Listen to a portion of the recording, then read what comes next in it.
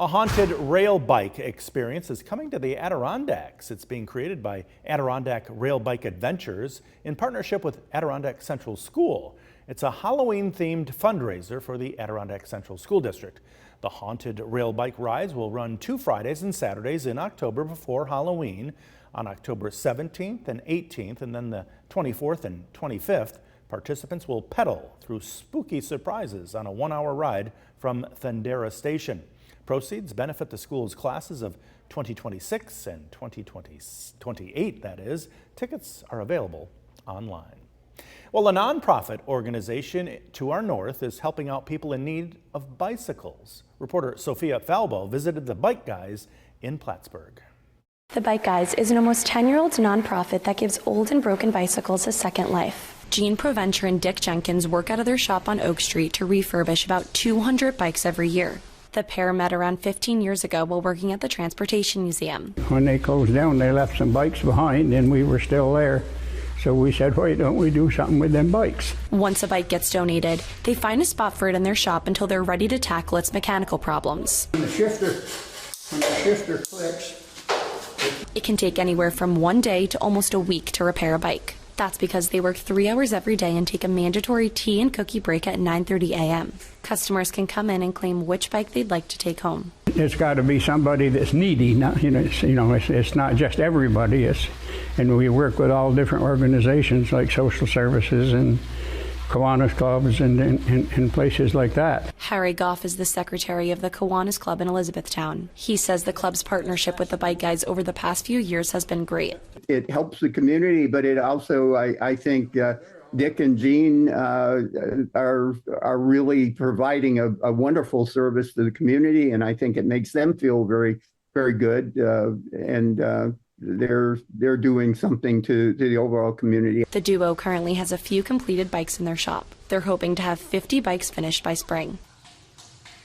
And that was Sophia Falbo reporting from Plattsburgh. Still ahead, just how much are the new U.S. tariffs hurting your wallet? We'll have that and more coming up in our financial report.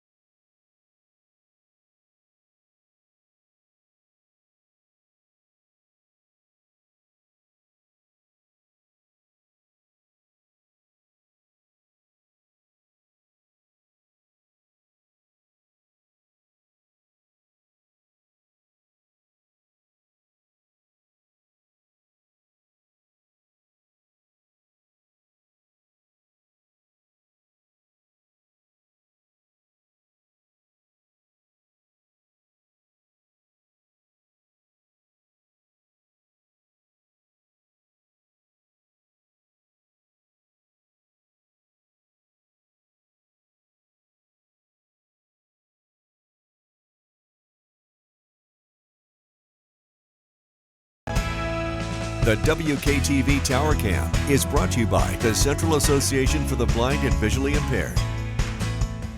From Central New York's most dependable weather team, here's meteorologist Eric Gage. Good afternoon. We have that widespread rain moving through central New York for the next few hours. We take a look outside. It's a rainy downtown Utica.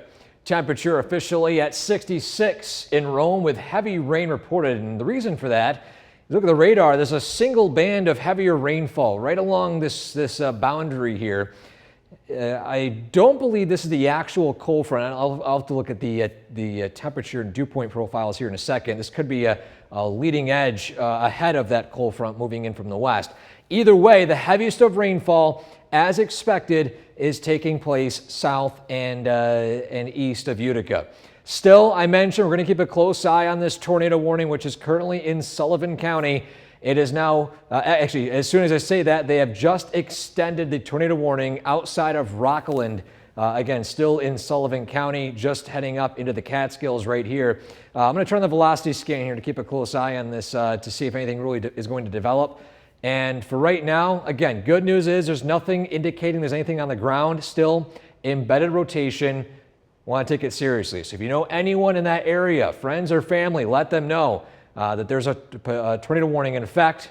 Usually in those areas they have warnings sent to the phone, but just to be safe, we're going to keep a close eye on it throughout the newscast. So for right now, warm front's going to usher in some more rainfall today. By tonight, that cold front's going to push through, drying things up a little bit. Now it's going to be unsettled and damp to start your day Friday. But as we head into Friday afternoon, the sunshine returns. A few more clouds roll in Saturday. There's low pressure to our south. Much of that rainfall stays outside of our area. So again, our initial thoughts this morning were that this rainfall, the heaviest rain, would stay to our south and east. So far that's panning out. The only exception was that overperforming storm in northwestern Utica County that took place overnight into early this morning. That produced inch and a half, some spots 2 inches of rainfall. So that was the outlier in what so far is panning out to be a typical forecast for this type of setup here. So today, again, that rainfall moves through. That cold front finally passes over us by this evening, and then we'll see the conditions dry up a little bit. Still some drizzle and clouds, but then by the afternoon Friday, sunshine moves in, a stray shower. That's really about it. Saturday looking dry, a sunny start after some morning fog, but then we'll see a few high-level clouds come in. It's going to be maybe some milky skies due to that low pressure south of us. Again, for right now, rain is not expected to arrive on Saturday.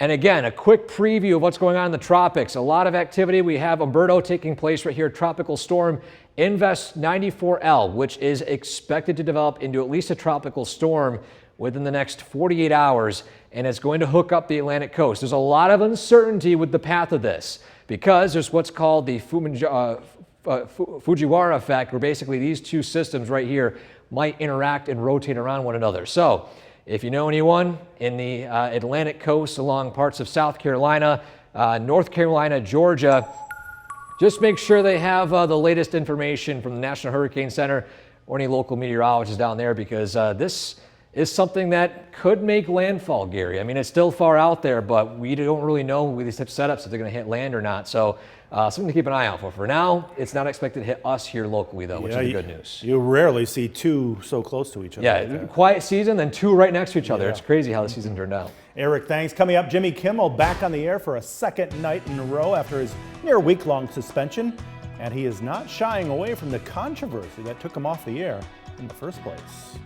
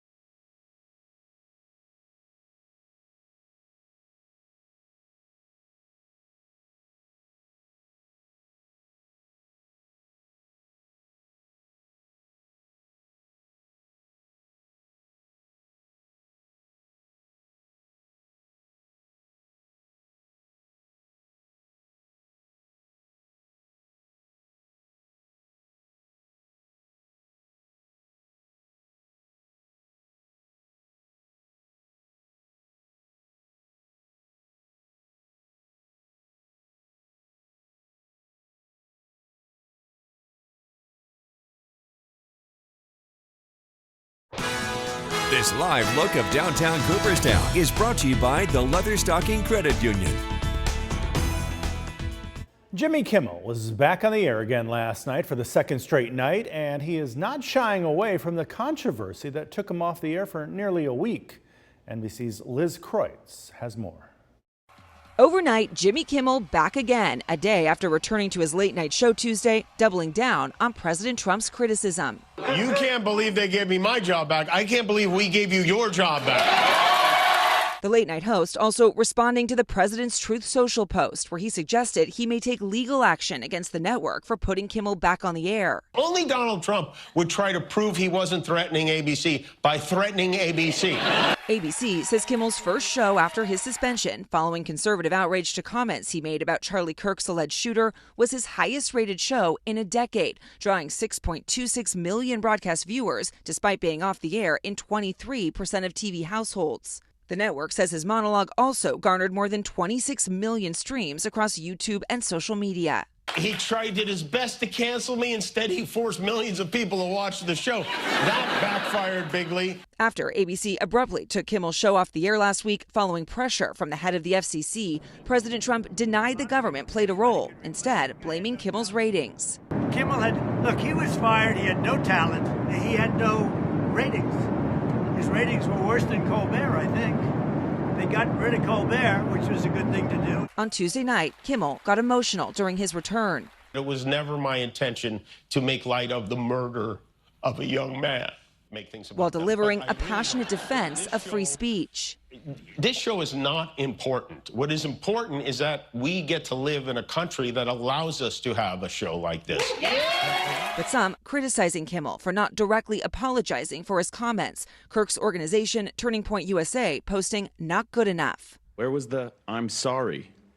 Where was the contrition? This morning, Kimmel remains off the air on nearly 60 ABC affiliates. The stations are owned by Sinclair and Nexstar, which both have pending business requiring FCC approval. Nexstar says they are currently engaged in productive discussions with Disney about bringing back the show, with a focus on ensuring the program reflects and respects the diverse interests of the communities we serve. NBC's Liz Kreutz reporting. Coming up next, jobs being eliminated, locations closing. We'll have the details of a major announcement by Starbucks.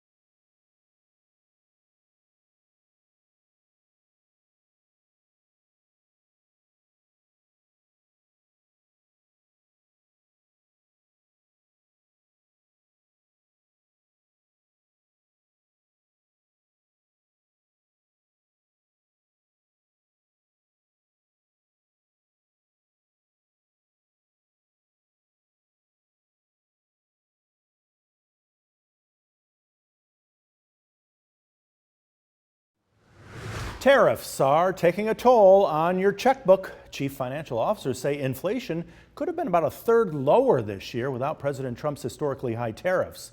That's according to the CFO survey done by Duke University and the Federal Reserve Banks of Richmond and Atlanta. Researchers say the findings dispute President Trump's repeated claims that the new tariffs are not causing price hikes for U.S. consumers. The CFOs also expect tariffs will account for about 25% of price increases for 2026. Starbucks is eliminating 900 non-retail jobs and will close many open positions. The coffee retailer is also shuttering some of its underperforming stores. The restructuring announced today is the latest major change from new CEO Brian Nicoul, who is pushing what he calls a back to Starbucks strategy, focusing on revitalizing coffee houses and enhancing the customer experience. Even with the closure, Starbucks will end the year with more than 18,000 locations. According to a Starbucks securities filing, the restructuring will cost the company about $1 billion.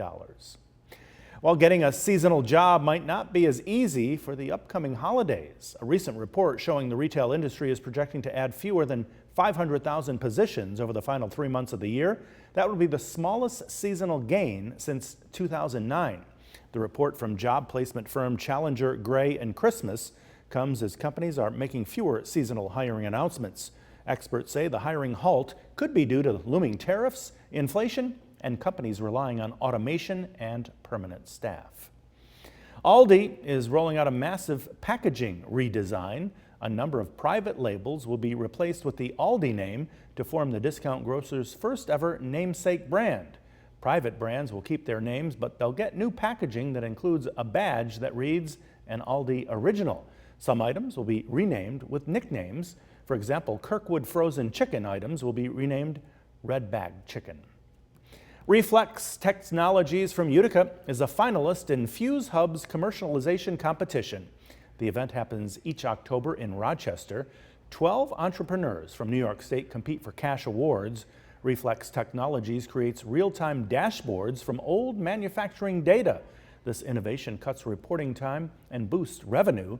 The competition showcases New York's tech leadership, and winners receive up to $150,000. So good luck to Reflex Technologies in Utica. Excuse me. If you are watching us on CBS Utica, The Young and the Restless is next, and for those watching on WKTV NBC, more news is straight ahead.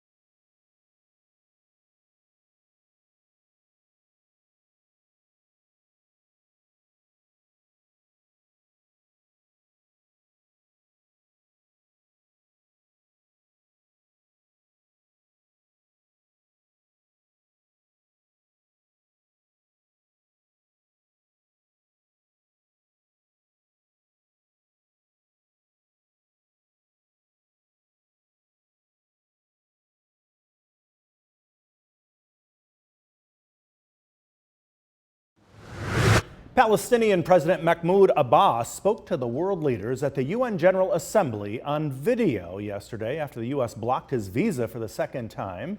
This as more countries are officially recognizing a Palestinian state. NBC's Matt Bradley has more now from Tel Aviv.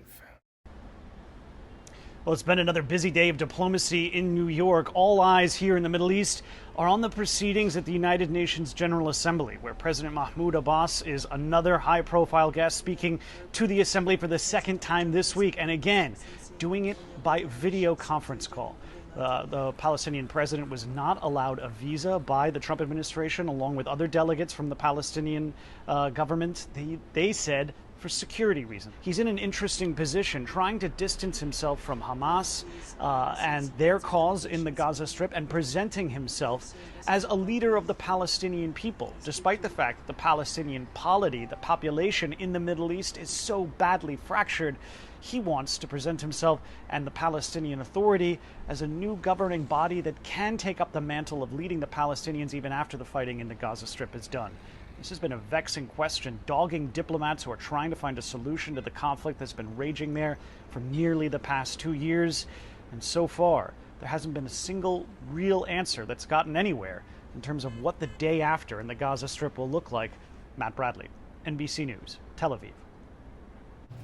A Paris court sentenced former French President Nicolas Sarkozy to 5 years in prison today after finding him guilty of criminal conspiracy in an alleged scheme to finance his 2007 campaign with funds from Libya. The historic ruling made Sarkozy the first former president of modern France sentenced to actual time behind bars. And in a major surprise, the court ruled that the 70-year-old will be incarcerated despite his intention to appeal.